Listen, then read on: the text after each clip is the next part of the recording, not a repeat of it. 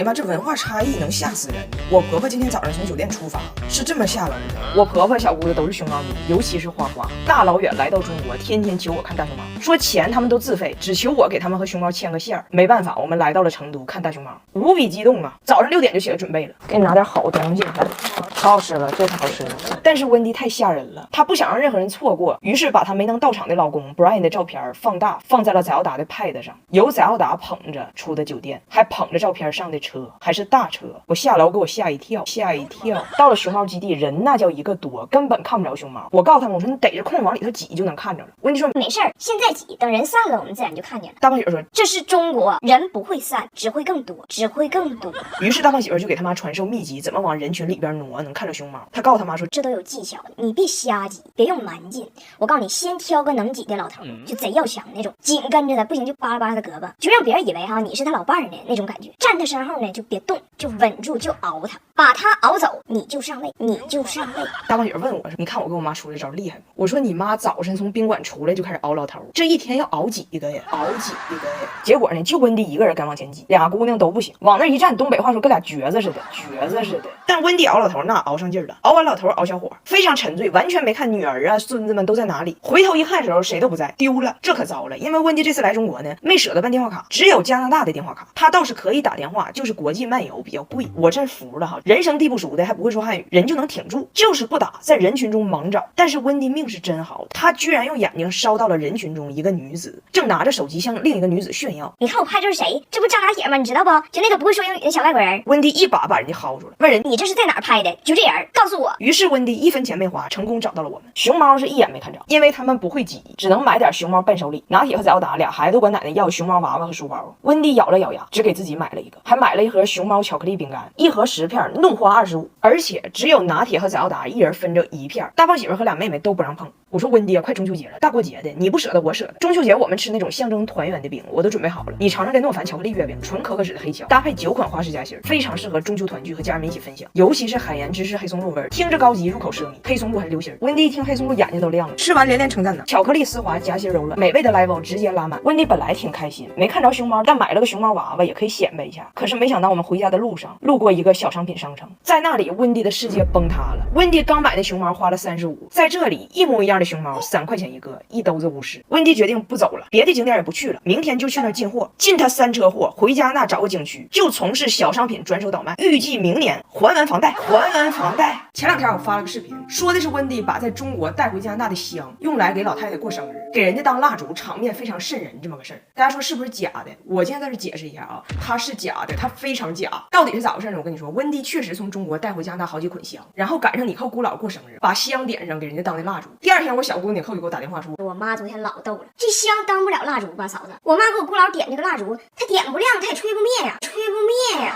我一听天降素材，我说这事儿太好笑了，但是就靠我嘴这么说，他根本就反映不出来这个好笑的程度，就无法用画面呈现。我就跟温迪说，温迪，我求求你，我拜托你，你把昨天的情况给我再拍一遍，情景重现。温迪说那拍不了，姑姥走了。我说这死心眼儿呢，大街上随便找老太太。温迪说哎妈，你当铁岭的？那加拿大这地方，你街上随便找个人都费劲，还随便找老太太。俺家这条街6栋楼10个人，我是最老的。我说咋这么死心眼儿呢？你家这条街上没有，你就去下一条街上，越老的越好。温迪说俺家下一条街是殡仪馆，找老太太是容易，往回领难，往回领难。他说的这还真是真的，我去过他家，他们国家安置这种特殊场所非常随意。我说我吧，我只在乎你是怎么拿香给人当蜡烛，然后吹不灭，我不在乎老太太。温迪听不懂，人上公园找老太太去了，倒挺敬业，逮着老的就上去跟人搭话。他老头不来，怕温迪被人当成卖假药的给他逮捕了，一直在他身后给打掩护。俩人呢跟黑白无常似的，满加拿大抓老太太，满加拿大抓老太太。最后我说你这也太费劲了。我最后说一遍，我不在乎那个老人，他是个人就行，女的就行，女的就行。温迪明白了，温迪说哎呀，那你早说呀，我费这个劲呢。我又忘了俺家这几个外国人，他听话只纯听字面意思。温迪一听是女的就行，找到了他侄儿的媳妇爱丽丝。爱丽丝今年31。我小姑子你看我看着爱丽丝都懵了，姑姥不是我姥爷的妹妹吗？我姥爷和她这妹妹长得不能说一点不像，只能说毫无关系啊，毫无关系啊。但是我不知道他找的是谁呀，我就听说找着了。拍摄的时候我说我需要给这个老人看着这个像人呼啦的香的一个反应，抓他一个表情，你别不拍他呀。温迪说我拍他了，我拍他了。结果最后视频就拍成了这个样子。温迪也算尽力了，但是我以后真是不敢考虑找他们一家人帮拍视频了。他还累够呛，但拍那玩意儿全穿帮。今天张大铁第一次去幼儿园，这种重大时刻，我得亲自用 OPPO Find N3折叠屏拍，他做人像拍的更好看，背景虚化自然，拍出拿铁小点细分，还能同时打开3个全屏应用，导航回家，同时可以点外卖回信息。饭点好了，我马上到。张大铁经过很多波折，今天终于入园了。他们班加上他一共仨孩子，一个叫Dylan，一个叫威廉。拿铁进屋跟人说话，人家没吱声。老师说，拿铁另外2个同学都刚刚2岁，还不咋会说话，语言萌芽期，你要多跟他们说话啊。张大铁说行，然后非常淡定的屋里扫视一圈。这时候我就得走了，我以为我走他肯定得哭，他姐当年整整哭了1个星期。结果我说妈妈走了，你是最坚强的哦。他看我一眼，一摆手，连正脸都没给。2个小弟弟刚学说话，所以你要注意点你的口言。啥这个？你不要跟他们说东北话。学谁呀？我爷爷，我爷爷。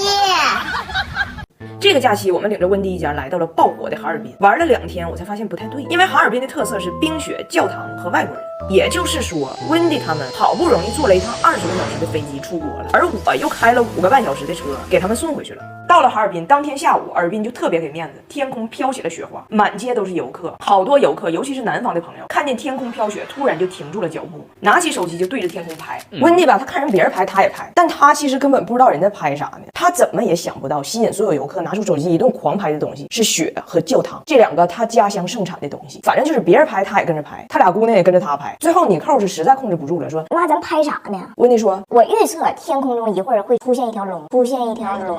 然后我们去冰雪大世界，我爸说啊，这扯不扯？我忘了，你们加拿大有冰，咱溜达一会儿就走也行。温迪说别走啊，加拿大有冰，但没有冰灯啊。全世界能想到往冰上装眼珠子飞眼的，只有中国，这多好啊！我不走。温迪看得老开心了，但是我们去的那天他回温，很多冰雕他都化了。温迪指着太极陵说自己终于看见了比萨斜塔，然后来到了这个冰雕面前，非常激动，非要照相。我就心想，这也看不出来是个啥呀，他咋这么激动呢？温迪说，彩玲，你做到了，我们真的出名了，这不就是我们一家吗？左上角还有个猴，还有个猴。尔滨的人民很热情，但尔滨的寒风还是有些无情。幸亏我带了莫拉德、欧米伽精华和欧米伽面霜，修护兼具抗老，精华修护屏障，面霜修红微纹，敏感肌给我可劲儿涂吧。我爸说，尔滨呐，第一个特点是冰雪，这个确实加拿大人可能是见过，但是没事儿，尔滨还有一个特点就是有外国人。我说啊，这个他们肯定是没见过。我爸就找了一家俄罗斯餐厅，因为在这个餐厅定时有俄罗斯演员表演节目，我爸还特意订了第1排的座位，准备边吃边欣赏。结果呢，那个俄罗斯歌舞表演本来说是1点钟开始，但是1点钟光上了一个乐器演奏，俺们搁这等着上菜呢。我就发现观众开始直勾勾的盯着我们这桌，然后我就听着有客人说，那演员搁第1排吃饭呢，应该马上就要跳了。有个大哥路过俺这桌，还跟温迪说跳啊，跳舞啊。温迪愣了一下，然后跟俩闺女说那就跳呗。仨人就跳上了。温迪一边跳还一边说呢，这节目咋还不开始呢？但是已经有客人放下了筷子，说快别吃了，节目开始了。都跳挺长时间了。我听着有个大姨说，这俄罗斯演员咋不上台跳呢？我实在忍不住了，我就解释一下，我说这他们是客人，不是演员。大姨听完立马跟他老头说，那这家苏联菜应该是正宗的，那苏联人自己都来吃，那苏联人自己都来吃。我老公要去人民大学做一个演讲，在家狂背中国古诗词，那古诗词让他背的呀，我求你一定看到最后，俺家阿姨都让他气辞职了。他呢是被邀请去一个关于中西方文化与文学研究中心的成立仪式，本来呢人家就是邀请他去参加这么个仪式，但是他领导给他打了个电话，说很可能啊会问到你，那你就发个言讲2句，你呢重视一下，准备一下。其实人领导也知道他汉语不好，压根就不需要他说多复杂的话，但是他自己呢想表现，就是要表现他也是对中国古典文学充满好奇，乐于探索的。我这边工作呢，他来我公司找我，就非得让我帮他准备。我说那中国古典文学你得从4大名著说起吧，那4大名著都有啥呀？他说孩子有的小猴子，什么玩意儿？还有什么啥？我才明白是《西游记》。我说还有啥？他说还有那个天心找不到我，别人就是教训。到这儿4大名著在我心里我已经彻底放弃了。我说要不然就这样，你整个讲话你用英文说，你话说完了你加2句中文，这样就能表达你的诚意了。他说那你就教我2句在这个场合非常合适的中国古诗词，我背一下。但是这个时候他已经还有1天准备时间就要讲话了，所以他心里非常紧张。他越紧张他越听不清我说的啥，他在不知道啥意思。哎呀妈，给我们气的呀！莫愁前路无知己，无知前路无知己，路漫漫其修远兮，路漫漫其修远兮，吾将上下而求索。我在上下找厕所。他还在精心准备要去参加活动的衣服，一边裁衣服一边还背词儿呢。我心里想，怎么能让他放弃呢？就别背了，就穿的立立正正去，一句话别说，是他最好的出路。你看，别管什么衣服，俺家新换的石头洗烘一体机 HEL 都不在话下，自研的分子晒烘干，先吸水后低温柔烘，烘完就可以直接穿。还有这台迷你洗衣机 M1P 内外分开洗更卫生，2台加起来只要4000加。最后我啥也不教他了，我说你就到那就别说话，他还挺难受，我找俺家阿姨去了。俺家阿姨说，你要是学那古诗词，那我也不懂。但如果你就想表现你了解中国文化，那你就跟你同事、跟你领导没事唠唠属相啥的，这不是很中国文化吗？一般老外也不懂。大胖媳妇一听，对呀，就非让我家阿姨现场教他怎么开启这个聊属相的话题，他好赶紧学。但是第二天早上他要上台演讲去了，他就剩几个小时学了，越是剩几个小时他越紧张，他越紧张他越学不会。今天也不知道咋的了，教了10分钟，俺家阿姨给我发了一个视频，说采人我不干了。我让你老婆看看你学的怎么样。OK。你领导属什么Maybe Tiger。你可以跟他说，我属老鼠，你属虎。我是老鼠，草是虎。老虎，老虎。你属虎。我是老鼠，你是猴。你是虎，老虎。我是老鼠，你是猴。老虎。老虎啊。你们老板有没有问你属相？你属老鼠，谁属狗？我是老鼠，谁是狗？我属老鼠，谁属狗？我是老鼠，谁是猴？我属老鼠，你属虎，谁属狗？我是老鼠，你是老虎，谁是狗？我属老鼠，你属虎，谁属狗？我是老鼠，你是猴，谁是狗？这谁教的会呀？我可教不了他，我可教不了他。